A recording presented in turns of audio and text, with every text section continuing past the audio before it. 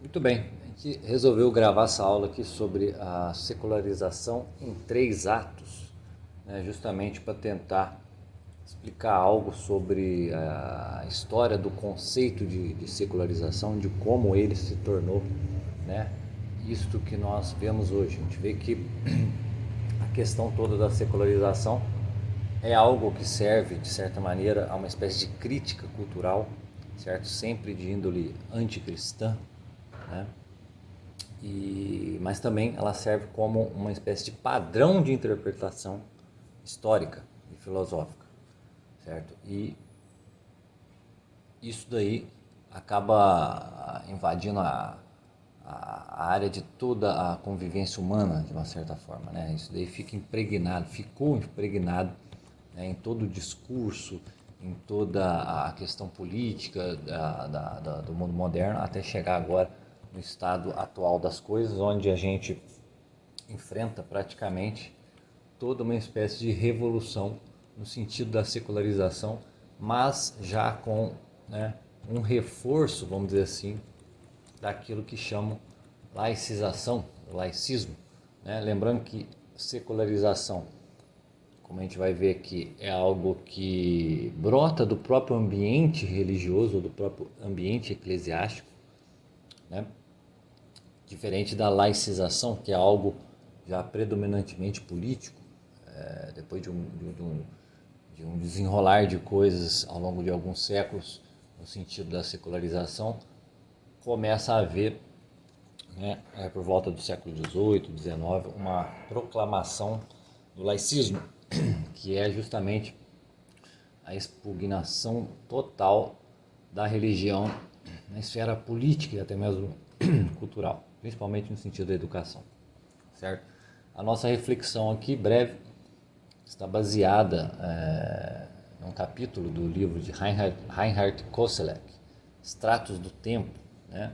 No capítulo em questão, ele está tratando da questão da abreviação do tempo e da aceleração, certo? Então ele introduz a questão do estudo sobre a secularização como um possível elemento que reforça, né, esse estado de abreviação ou aceleração do tempo. É claro que nós temos uma visão mais religiosa, mais teológica da questão da abreviação do tempo, certo? Tendo como ponto de vista a questão escatológica, certo? Quanto mais o tempo passa, mais próximos do fim ou do juízo final nós estamos, no sentido religioso. Então, há que se ter, né, uma abreviação do tempo, logo uma aceleração, certo? Mas também há uma visão, num sentido mais técnico-científico, né? A questão do tempo abreviado, relacionado a uma sequência de inovações ou melhoras, né, no sentido da técnica e do próprio conhecimento científico, né? Então isso daí vai tornando, né, essas inovações científicas e tecnológicas vai tornando a aceleração cada vez mais constante, em prazos cada vez mais curtos, né? Então, de certa maneira, há uma ligação entre a abreviação do tempo, a aceleração do tempo e o processo de secularização, certo? Isso daí, Reinhard Koselleck é o que ele está tentando entender aqui no livro. Mas a nossa questão, como eu disse, é um fragmento dessa discussão que ele traz no livro, né? Como a gente disse, o conceito de secularização se tornou, como ele diz lá no livro, um chavão, né, muito difuso. Então, é uma palavra que você pode, de repente, estar usando em diversos contextos, mas, basicamente, ele serve a tem dois tipos de características, né? A característica da crítica cultural anticristã e também a característica de ser um padrão de interpretação histórica e filosófica, certo? Mas, na história do conceito, o autor diz que é evidente pelo menos três pontos, né, no que eu chamei aqui como título desta aula de os três atos da secularização, né, como numa peça de teatro. Então, nós tivemos aí um desenvolvimento trinitário, né, do conceito, dentro do universo cristão e depois do universo mais geral, mais livre da própria ideia religiosa, né? Mais ou menos ali do século XVI para cá. Então, um prazo aí de 5 séculos, a questão da secularização ela foi se expandindo, foi se amplificando e foi se alterando, né? Mas sem perder a sua raiz original, né? A palavra surge no ambiente de língua francesa, mais ou menos no século XVI, e tem como significado principalmente a questão da transferência, né, de um clérigo regular para o status de clérigo secular. O que isso significa? Um clérigo regular eram aqueles, ou são, né, aqueles membros de organizações religiosas, né, de ordens religiosas, certo? Então, um sujeito ali que é um franciscano, um beneditino, um agostiniano, então todos eles pertencem a uma espécie de regra. Daí deriva o nome, clero regular, o clero que obedece a uma regra específica de uma organização religiosa distinta, certo? Enquanto o clérigo ou clero secular são aqueles que não vivem, né, diante de uma regra de uma instituição religiosa, mas sim trabalham junto à comunidade, servindo-a, né, e direcionando todas as suas obras em relação às necessidades dessa comunidade enquanto tal, certo? Então, este conceito de secularização, ele surge, né, a palavra seculares, nesse sentido, ele surge dentro do ambiente canônico e jurídico da igreja, né, com seu significado bastante restrito a esta realidade de transferência de status, né, dentro da organização religiosa. Então, o sujeito ele estava ali dentro de um convento, dentro de um mosteiro, sei lá, dominicano, e de repente, por alguma razão, a igreja, né, entra num consenso de transferi-lo para a esfera secular, ou seja, ele tira aquele monge, aquele clérigo vamos dizer, da circunscrição da sua ordem religiosa e coloca ele dentro de uma diocese específica ali, de uma paróquia, etc., para servir o povo. Então começa aí a história do conceito, né? O primeiro ato do conceito de secularização, ele se dá dentro do ambiente clerical, mais propriamente canônico e jurídico. Então era vamos dizer, um dispositivo jurídico da igreja para poder definir o status de um certo clérigo. Se ele ia trabalhar dentro de uma ordem religiosa, a partir dela, ou se ele ia trabalhar diretamente com com a questão popular, com a questão da comunidade, certo? Uma primeira extensão, né, desse conceito, né, da área jurídica canônica da igreja, né, vamos dizer, quando esse conceito começa a transcender, né, a própria esfera da igreja, né, é por volta do século XVII, certo? A questão toda do Acordo de Paz de Westfália, certo? Então, de certa maneira, dentro ali das negociações de paz, entre aquelas guerras religiosas que estavam havendo na Europa daquele período, foi-se utilizado o conceito de secularização para designar não a transferência de um clérigo de um status para outro, mas sim um ato político, certo? Que era o quê? Era a transferência dos bens da igreja para o domínio secular, ou seja, para o domínio do Estado ou para o domínio do governo. Então, naquele contexto, né, vamos dizer, da Guerra dos 30 Anos, esse significado já começou a conter uma conotação antiprotestante, certo? Então, tudo que era secular, nesse sentido, tudo que era secularização, era esse movimento de desordem, né, de separação, de cisma dentro da igreja em relação à questão protestante, certo? Então, quando um senhor de terra protestante queria lá empreender a sua reforma, né, o que ele fazia? Ele confiscava os bens da igreja e tomavam para si, né, um príncipe, um governante, para poder gerenciar e administrar aqueles bens que antes eram da igreja. Então, houve ali um processo de secularização de bens. Então, você vê, ó, de uma norma, de um dispositivo jurídico interno da igreja, que já se torna uma norma de sentido de propriedade mesmo, né? Propriedade de bens materiais, né? Especificamente. Porém, mais ou menos 100 anos depois, né, em virtude dessa questão da Guerra dos 30 Anos, da questão antiprotestante, que utilizou dessa nomenclatura para poder designar esse tipo de ação por parte dos reformadores, na Revolução Francesa começa a existir outra onda de secularizações, outro tipo de secularização, já turbinada por essa anterior, certo? Que era o que? A própria expropriação das posses da igreja, das dotações eclesiásticas, certo? Dos monarcas, vamos dizer, católicos, para a questão da revolução, né? do Estado tomar posse desses bens territoriais da igreja, dessas dotações da igreja, né? Suas posses, para usufruto do povo ou vamos dizer, da racionalidade interna do esquema político. Então, como se os bens da igreja começassem a ter que ter novas finalidades.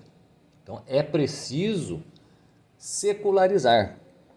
Veja bem, o conceito começa como um dispositivo jurídico dentro da igreja, né? Que contém em si já uma separação entre, vamos dizer, o espiritual e o mundano. Ó, aqui você vai ter que lidar uma coisa mais espiritual dentro de uma ordem religiosa, e ali você vai ter que lidar diretamente com as necessidades materiais de uma comunidade, certo? Aquilo que depois, esse termo, ele entra dentro já de um outro contexto um pouco mais amplo, que é o contexto da luta entre religiões, ou seja, o processo de, né, secularização empreendido pelos protestantes em relação aos bens da igreja, e depois ele se torna já o termo já se torna propriedade de uma ação política organizada na Revolução, certo? Então as propriedades da igreja começam a ser confiscadas e transferidas para a burguesia da época, a burguesia rica, né, da época, e começa-se ali uma dissolução de todos os domínios da igreja, certo? Isso daí, de certa maneira, também causou a dissolução, né, da própria constituição do Império Alemão, certo? Olha só. Então, a secularização, ela vai apresentar em seu núcleo um dispositivo eclesiástico e jurídico, cujo significado permanece até hoje, que é de separação entre um status religioso e um status, vamos dizer, um status temporal, vamos dizer assim, um status espiritual com um status temporal. Mas, além disso, vai designar o ato jurídico, político, né, de confisco e poderio, né, dos bens seculares da igreja, ou seja, os bens temporais da igreja, para destiná-los a outras finalidades. Então, houve já uma transferência de noções. A noção de secularização, ela mantém o seu núcleo, né, que é a distinção entre o espiritual e o temporal, mas ele avança para uma categoria política, de ação política, né, de confisco e posse de bens materiais, né, da igreja. Então, vamos dizer assim, toda a história do conceito vai ser extraído desse significado original, o significado opositivo entre o espiritual e o temporal, certo? Porém, tudo isso só pode ser compreendido se a gente levar em consideração uma questão que já existia há muitos séculos, há 1000 anos, vamos dizer assim, desde essa época, mais de 1000 anos, que é a questão da doutrina dos dois reinos do Santo Agostinho. Né? Então, à medida que vá avançando essa secularização política, né, quando o termo do âmbito religioso canônico vai se estendendo para o âmbito político, também há uma limitação do domínio eclesiástico ao próprio âmbito espiritual. Certo? Então, se em Agostinho, a doutrina dos dois reinos, né, que basicamente diz que há aí um reino terreno, um reino de ordem temporal, de ordem terrestre, e um reino de ordem espiritual eterna e divina, né? Ali também, de certa maneira, já está circunscrito esta noção da secularização. Há coisas deste século e há coisas do século futuro, ou seja, do século dos séculos, né? Da eternidade, né? Lembrando que em Roma a palavra, a ideia de século, né? Não a palavra, mas a ideia de século tinha um caráter sacro, né? Os romanos, eles a cada 100 anos eles faziam festivais estupendos lá para poder comemorar a data de fundação da sua cidade. No cristianismo, esse sentido de século já toma uma conotação mais pejorativa, no sentido de mundano, certo? E Agostinho, que viveu ali no ambiente romano, né? Ele obviamente absorve tudo isso daí dentro da sua doutrina dos dois reinos. Isso é de fundamental importância, né, para a questão da secularização. Por quê? Porque se ela começa, em primeiro lugar, como um dispositivo jurídico no interior, né, do direito ou da jurisprudência canônica, e de repente ele passa a ser usado pelos mesmos membros da igreja, pelos bispos da igreja, como, vamos dizer, um conceito já pejorativo em relação à questão protestante, que visava tomar o domínio das possessões eclesiásticas para o Estado, ou para o reino, ou para o príncipe, os senhores de terra da protestante. Na Revolução Francesa, com o iluminismo francês, vamos dizer assim, ele já se torna uma praxis política de separação. E tudo isso está dentro do contexto dos dois reinos, da separação entre os dois reinos. Né? Mas no caso de Agostinho, os dois reinos, eles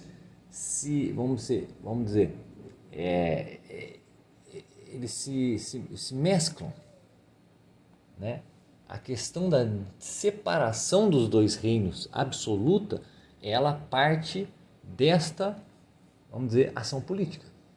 Esta ação política que empreende a separação absoluta entre os dois reinos, certo? A questão dos dois reinos não separa, ela distingue, né? Mas por isso que, olha só, o domínio eclesiástico do âmbito espiritual começa a ficar reduzido à sua esfera própria, removido que é da questão secular, ou seja, removido que é da questão temporal. Isso começa nas reformas protestantes, se estende no próprio iluminismo francês com a chegada da Revolução Francesa, para mais adiante, né, então entrar no terceiro ato. O segundo ato é justamente a questão da amplificação do conceito, da sua extensão do âmbito jurídico canônico da Igreja para o âmbito da política temporal. Então, aí o primeiro ato, que é o próprio ato da Igreja, no sentido de um dispositivo jurídico interno. Há o segundo ato, que é a transgressão desse conceito por parte da própria Igreja, né? A utilização dele para fins de disputa política, de uma certa maneira, certo? Porém, ela se vê embrenhada nas garras dessa praxis política que absorve esse termo e usa contra ela própria, mais adiante, na Revolução Francesa. Somente isso foi capaz de gerar o terceiro ato, que é o ato, para mim, o principal aqui que a gente tem que analisar, porque ele envolve, né, uma crescente dos séculos seguintes, do século XVIII e XIX até o presente momento, e que define mais ou menos toda a questão histórica, toda a questão de interpretação histórica e até mesmo filosófica a respeito da questão, né, que Agostinho colocou sobre os dois reinos.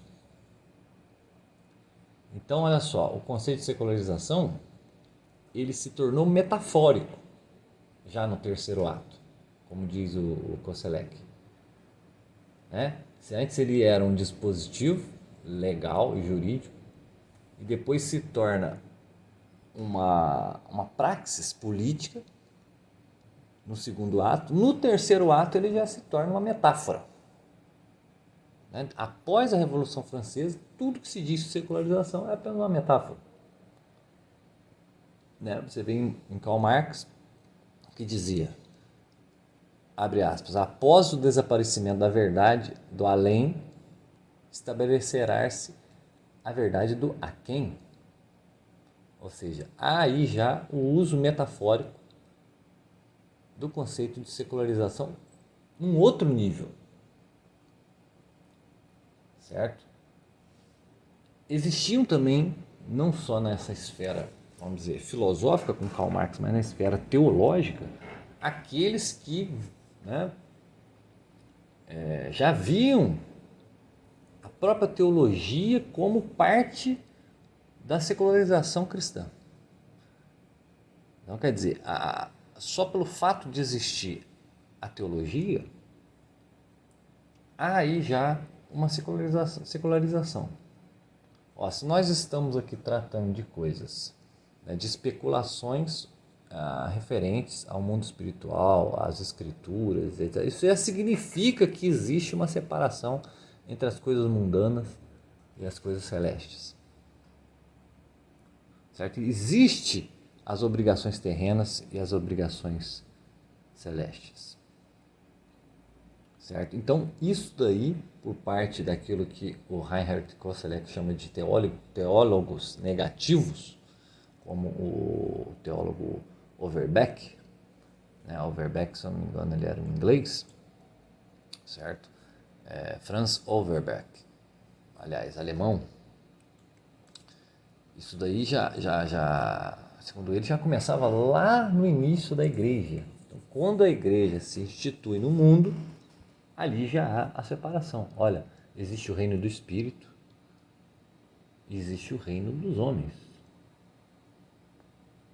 Então, o sentido da doutrina da salvação já se encontra no enlaçamento, né, ou no emaranhado de relações com o conceito secular.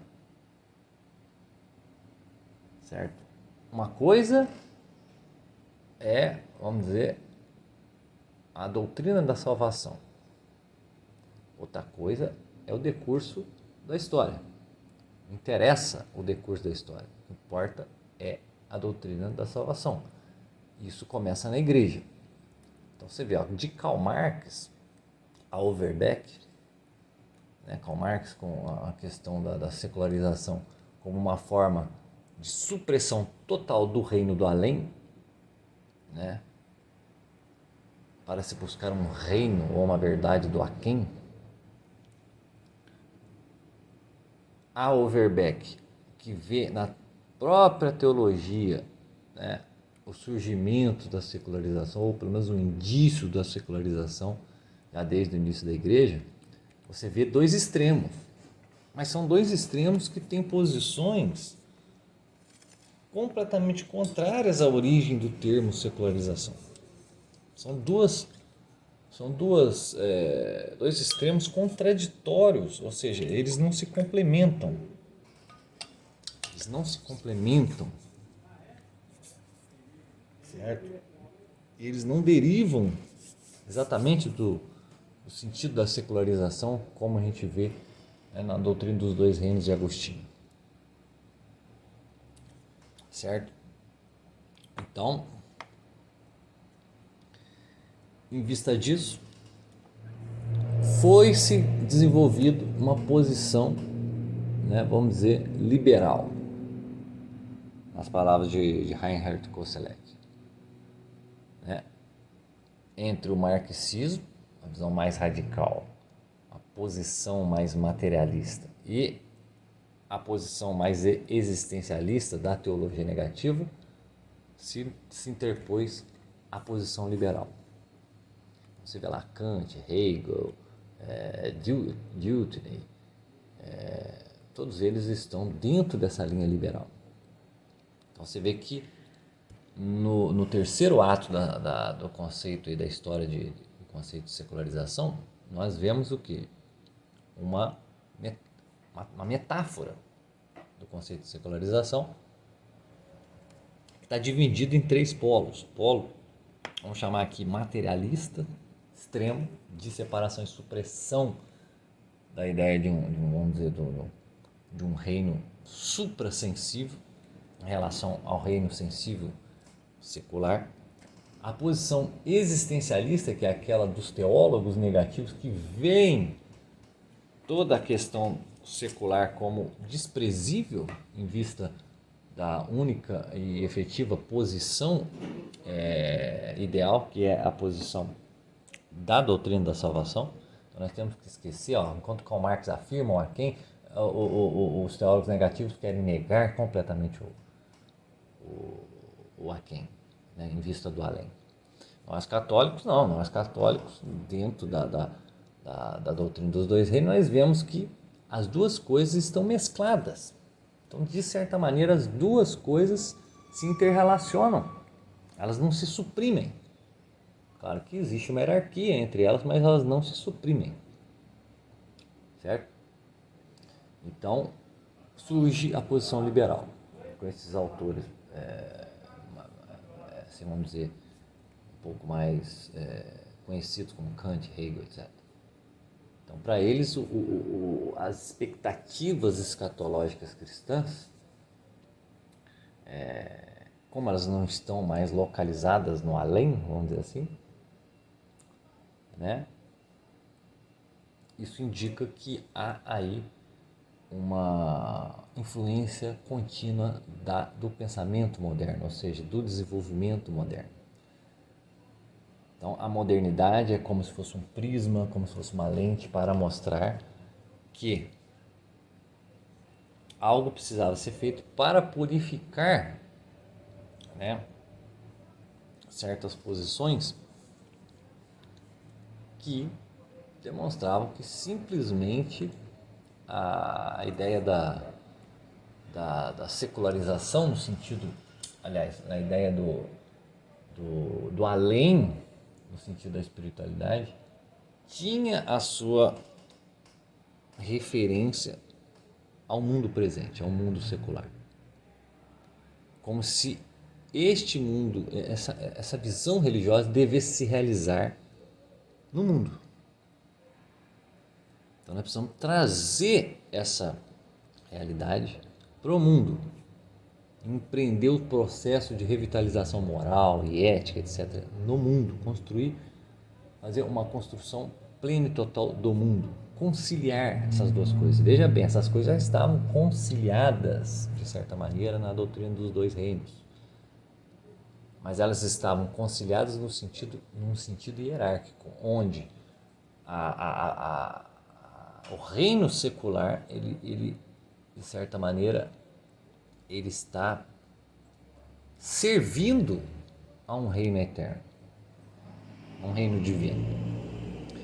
Agora, na posição liberal aqui desses filósofos, o reino divino deve servir o mundo secular. Certo? Então, onde vai caber aí a escatologia? Se nós devemos realizar um plano moral e ético neste mundo. Então, a escatologia não faz sentido, o fim do mundo não faz sentido, o fim da história não faz sentido. Por quê? Porque nós cremos no progresso. Porque esta ideologia liberal, né, ela tem como pano de fundo progresso do mundo, realizado pela religião. Certo? Então, os postulados cristãos, eles existem para desenvolver uma espécie de liberdade do homem, uma liberdade futura no tempo, uma liberdade secular. Então, veja bem, se antes o mundo secular, então a doutrina dos dois reinos, o plano secular, ele deve servir a um propósito eterno e divino, certo? Extraído dali esse pano de fundo, né, entre o secular e o eterno, vamos dizer assim, né, entre o temporal e o eterno. Extraído esse conceito, esse pano de fundo, de dentro de um dispositivo próprio da jurisprudência canônica. Transferido ele para poder justificar certas práticas protestantes, né, de confisco de terras e de bens da igreja. E depois, o próprio caráter político desses eventos ter se apropriado do conceito a fim de fazer uma separação revolucionária, radical, né, entre igreja e Estado, né, nós encontramos o desenvolvimento dessa ideia nessas três categorias. A categoria, vamos dizer, materialista marxista, bem mais para frente, na categoria teológica ou existencialista, né, dos teólogos negativos, e depois nós vemos também uma amálgama, vamos dizer, dessas duas, mas uma amálgama não no sentido de conciliar esses dois opostos, essas duas oposições, mas no sentido de categorizar de forma definitiva a questão comum a todas essas doutrinas de secularização, né? Que é o quê? O fato de elas abdicarem de uma distinção rigorosa entre o além e o aquém, entre a eternidade e o mundo, em suma, entre o espiritual e o secular. Certo? Todos eles estão querendo solucionar problemas práticos da história, do tempo, do mundo, dentro do próprio tempo histórico. Seja os teólogos negativos, apesar deles terem essa visão separatista entre a doutrina da salvação e os eventos históricos, certo? Seja a questão marxista que quer abolir simplesmente a questão espiritual em vista do aquém, em vista do secular, do mundo, seja a visão liberal que vê no mundo um propósito, né, ou um campo de ação para o propósito espiritual, né? Como se o propósito espiritual devesse servir ao mundo, certo? Então é o mesmo que dizer que o tempo se apropriou da eternidade, certo? A oposição entre passado e futuro, passa, como diz o Koselleck, a ocupar a posição central. Então nós vemos assim, ó, antes as coisas eram assim e elas devem ser assado no futuro. Certo? Sendo que na doutrina dos dois reinos, a oposição não era entre passado e futuro, mas entre o aquém, o aqui, o agora e o além. Quem criou essa oposição entre passado e futuro no sentido do progresso foi a noção de secularização em seu terceiro ato, vamos dizer, em seu desenrolar, né? Da esfera da igreja, eu vou repetir isso o tempo todo, da esfera da igreja para a esfera da política, da esfera da política para a esfera, vamos dizer assim, do pensamento filosófico sobre a própria história. Então, isso é o mesmo que dizer que houve um processo de temporalização. Certo? Então, o tempo histórico passa a se qualificar como o tempo exclusivo da produção humana. É aqui que nós temos que produzir o paraíso. É aqui que nós temos que produzir o mundo perfeito, a ética e a moral religiosa. A ética e a moral religiosa surgiram no mundo para isso, para transformá-lo, certo? Para trabalhar sobre essa esfera secular. Então, até os anos 1800, a secularização, além do significado jurídico canônico, ela se tornou um processo político e jurídico, de separação de bens, etc., de esferas, que inclusive propiciou o surgimento do pensamento laicista, né, de dentro dessa esfera política. Mas antes já deveria ter existido essa transferência, dessa apropriação de termos da esfera religiosa para a esfera política. Certo? Então, a partir do século XIX, é que ela começa a adquirir essa dimensão histórica, filosófica. Então, a doutrina dos dois reinos foi substituída pela própria história, pelo tempo histórico, né? Se tornou a última instância de justificação dos atos humanos e dos atos humanos organizados. Ou seja, o que são atos humanos organizados? São os atos políticos. Certo? A própria organização social, ela começa a ser retificada, né, nesse sentido do tempo histórico. Então, entre os séculos 16 e 19, durante 3 séculos, houve esses 3 atos. Né? A secularização como um dispositivo jurídico interno da igreja. Depois, uma utilização, né, vamos dizer, uma passagem, né, da utilização desse termo pela própria igreja em relação à questão protestante, né, de cisma, de motim, né, de certos príncipes e senhores protestantes se apropriando dos bens da igreja, e depois isso se torna uma prática política.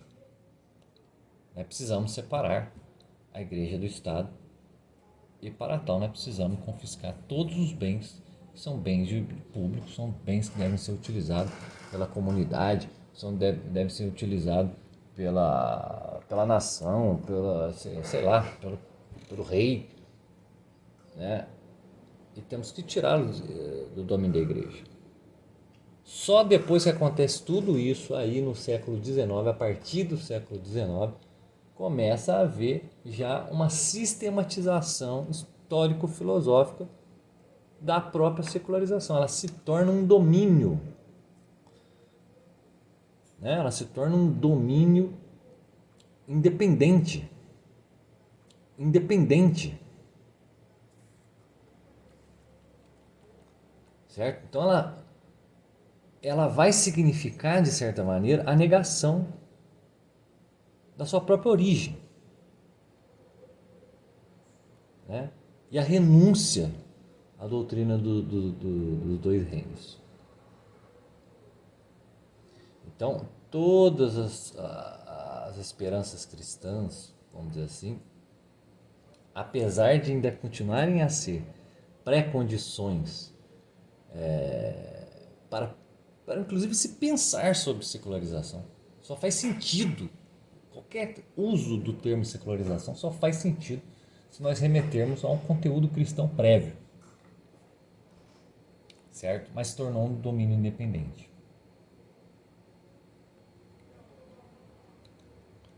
Então, tudo que nós podemos falar sobre secularização, nós temos que levar em consideração todo esse contexto. É um contexto que implica, vamos dizer assim, um material de origem cristã, né? Em sua raiz. Sem esse pano de fundo, né? Sem esse pano de fundo, o próprio termo secularização ele vai ter que ser remetido à ideia romana, né? A ideia do tempo sagrado romano.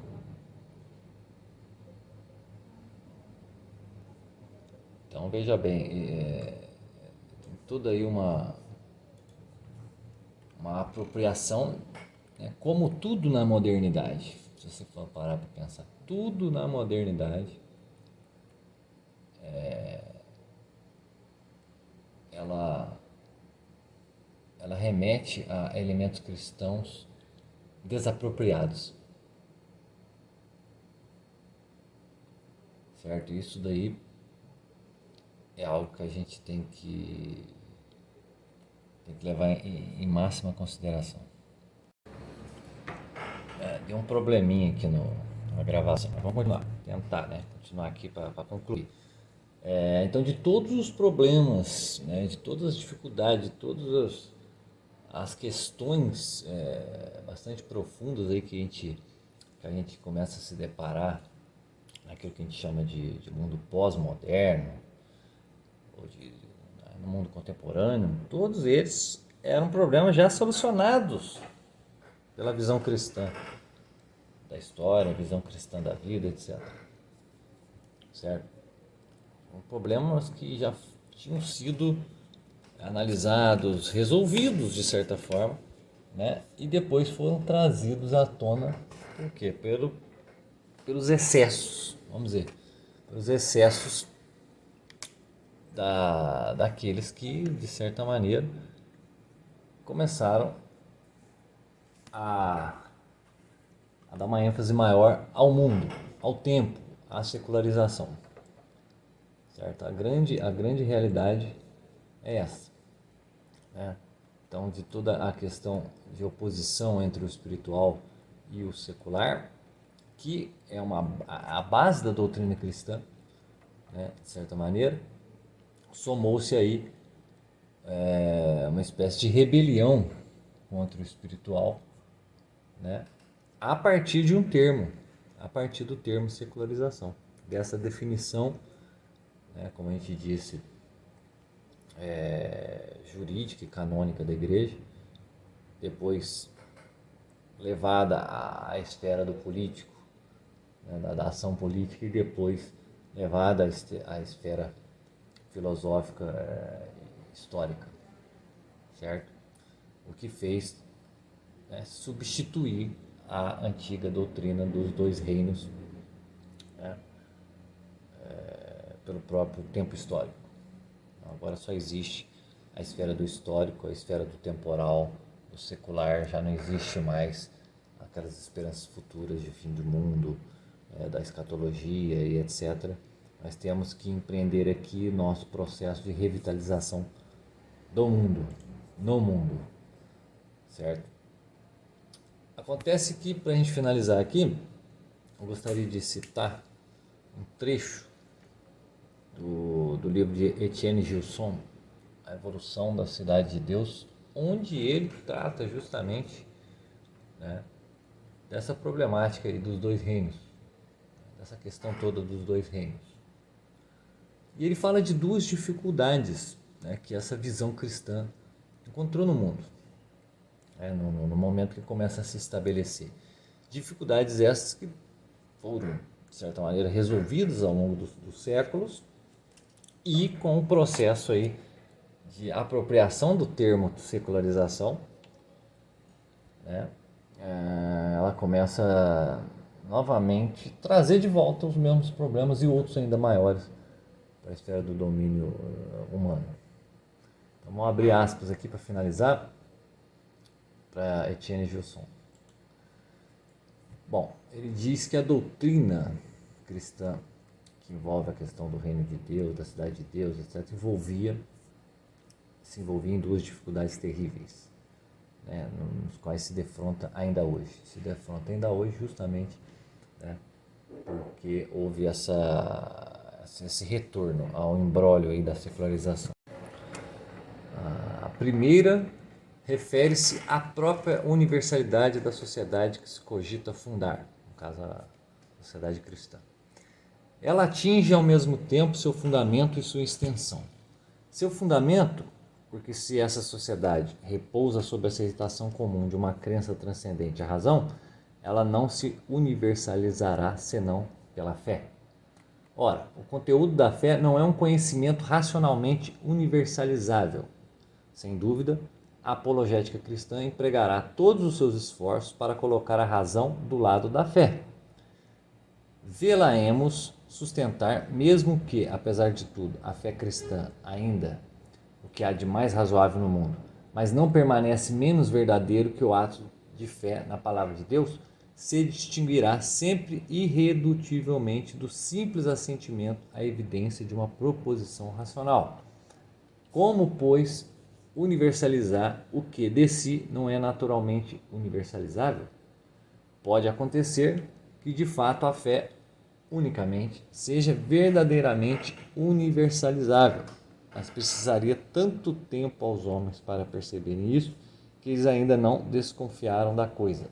Enquanto esperamos, devemos ter presente no espírito a posição desse problema, que, como podemos ver desde logo, está no coração mesmo da questão. Então veja bem, o primeiro problema dessa doutrina envolve a questão da fé, que ela só pode ser, ela só pode ser desenvolvida ou universalizada pelo assentimento à fé e não por por um trabalho racional que a justifique. Certo? Então, isso daí foi uma coisa que o cristianismo encontrou como dificuldade para conciliar a doutrina dos dois reinos. Certo? E, no entanto, ela foi, né, se conciliando, se enquadrando, se encaixando, foi sendo levado isso daí até chegar ao momento onde ela foi dissolvida a partir do século XIX com a questão histórico-filosófica da secularização. Voltemos ao Gilson. Uma segunda dificuldade interessa diretamente a relação possível entre uma sociedade cristã e a ordem temporal. Veja bem. Enquanto fiel a Cristo, digamos, com São Paulo, o cristão não vive na terra, mas no céu. Nasce daí um novo problema.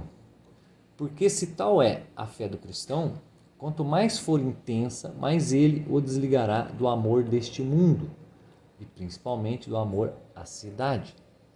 Não é, pois, surpreendente que um dos efeitos mais notáveis que o cristianismo tenha produzido haja sido um efeito de desnacionalização. Olha só, a questão da secularização, quando ela entra no seu segundo ato, ela é uma questão política de nacionalização. Certo? Então você vê que um problema resolvido pelo cristianismo torna-se novamente a existir por conta de uma apropriação indébita, vamos dizer assim, de uma terminologia cristã. A distância que estamos de acontecimentos e com a pequena quantidade de documentos que dispomos para poder falar nele, é difícil medir a intensidade e apreciar a sua extensão. Devemos, todavia, assinalá-lo, porque permanece ainda hoje um dos dados constantes do problema e que, seja lá como for, ele seguramente se verificou. Desde o tempo da epístola a Diogneto, a vida em parte dupla que a religião impõe aos cristãos se acha descrita com uma acuidade devera surpreendente. Exteriormente, eles não se distinguem em nada dos outros homens, com os quais compartilham as cidades, a linguagem, os costumes. Não são, pois, apátridas, mas não são, todavia, nacionais, como os outros, entre aspas, porque habitam pátrias que lhes são próprias. Mas, como aí seriam domiciliados os estrangeiros, participam de tudo como cidadãos e se colocam à parte como estrangeiros. Toda a pátria estrangeira é sua pátria, e toda a pátria lhe é estrangeira. Como seria de outra forma, se enquanto se acham sobre a terra, é no céu que elegeram domicílio?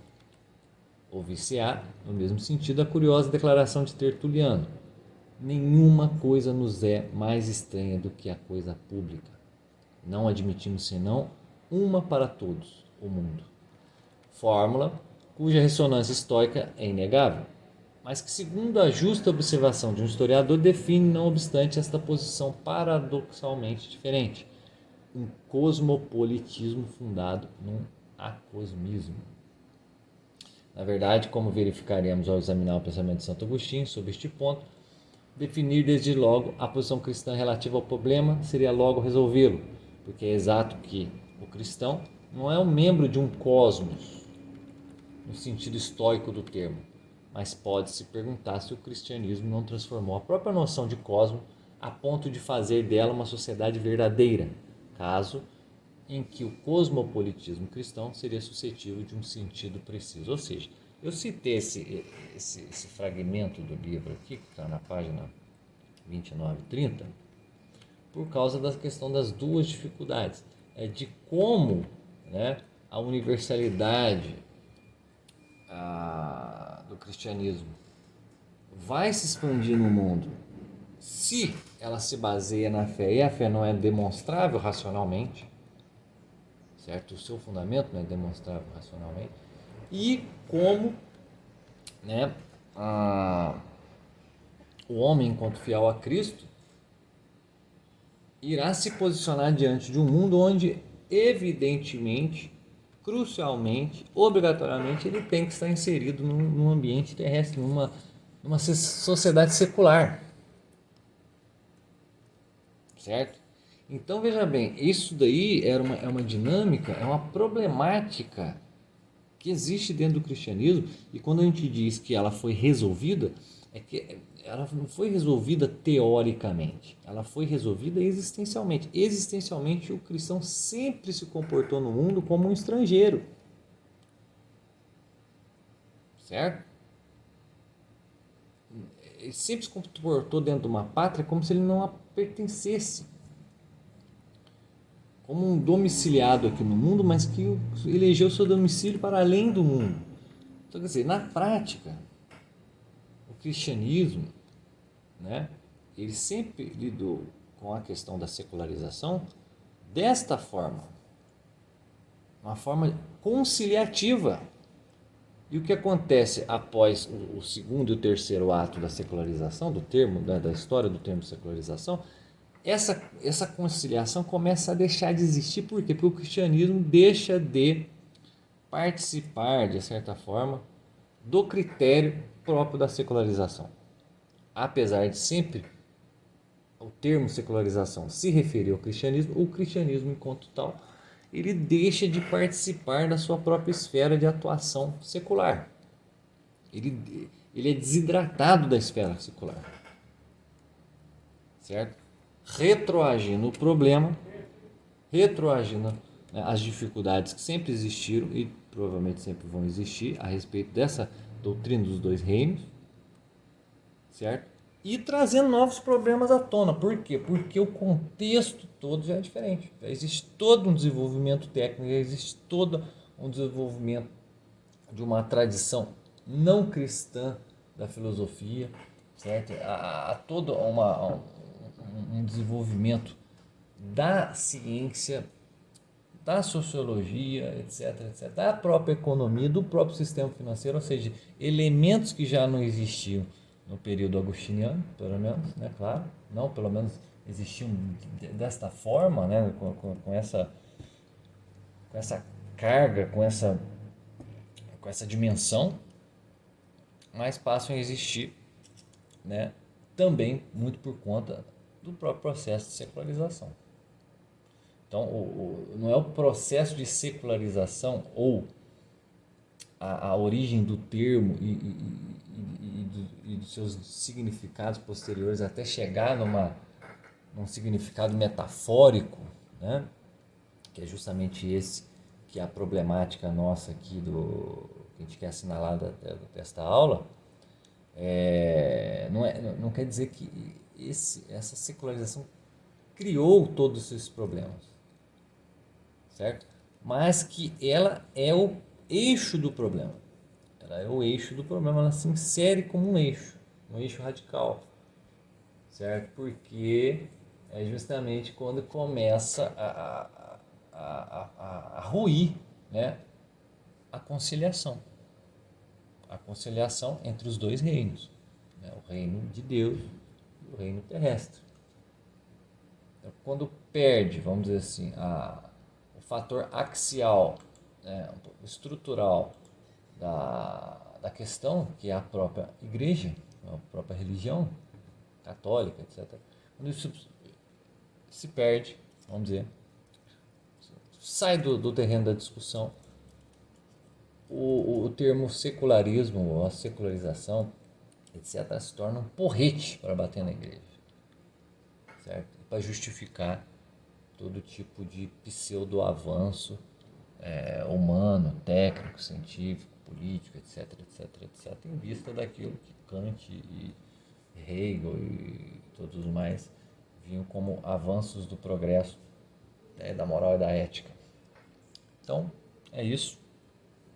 A gente pode até fazer uma continuação dessa aula em um outro momento para atacar um pouco mais essa questão dos dois reinos, que é muito importante aqui no pensamento histórico que a gente tenta empreender, e de repente até da própria questão da abreviação temporal, né, de como ela está intimamente relacionada, né, à questão da secularização. Afinal de contas, a secularização trouxe o homem, né, para que ele se servisse do tempo natural, né, em vista de medi-los cronologicamente, né, como um instrumento para o seu progresso. Né? Você vê que o próprio cosmos ele começa a servir como um instrumento humano, né? Então, tudo está ligado à questão das descobertas, das invenções, do avanço, da aceleração, do ritmo contínuo e acelerado do progresso, né? Então, esse fanatismo iluminista que trouxe que raptou, né? Foi ele que raptou o termo secularização, a noção de secularização que estava ali bem encaixadinho de modo conciliativo, conciliador, dentro da doutrina cristã dos dois reinos. Ele trouxe isso daí para a esfera da política e depois isso daí foi migrando para a esfera filosófica. A gente pode avançar um pouco nessa conversa, essa ideia, certo? Então, agradeço a todos aí que nos ouviram, até a próxima e valeu!